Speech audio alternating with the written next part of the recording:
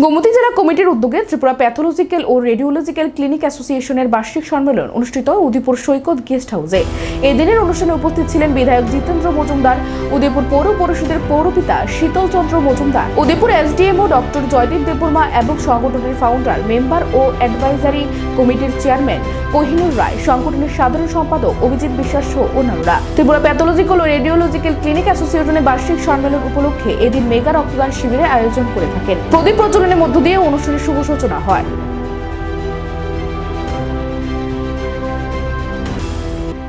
All Tripura Pathological and Radiological Clinic Association যে বার্ষিক সম্মেলন, এই বার্ষিক সম্মেলন একটু আগে শুনেছি আমরা, এটা রাজ্যভিত্তিক সম্মেলন। এই রাজ্যভিত্তিক সম্মেলনটি আমাদের উদয়পুরে অনুষ্ঠিত হচ্ছে। এই কারণে আমি উদয়পুরে তাও আবার আমার পৌরসভার মধ্যে, এই কারণে আমি অ্যাসোসিয়েশনকে ধন্যবাদ জানাচ্ছি যে আমরা এই পৌরসভার মধ্যে আপনারা এই প্রোগ্রামটি করার জন্য মনস্থির করেছিলেন। এই জন্য আপনাদেরকে আবারও ধন্যবাদ জানাচ্ছি। মঞ্চে রয়েছে আমাদের মাননীয় উদ্বোধক, মাননীয় বিধায়ক শ্রী জিতেন্দ্র মজুমদার মহোদয়, রয়েছেন আমাদের ডক্টর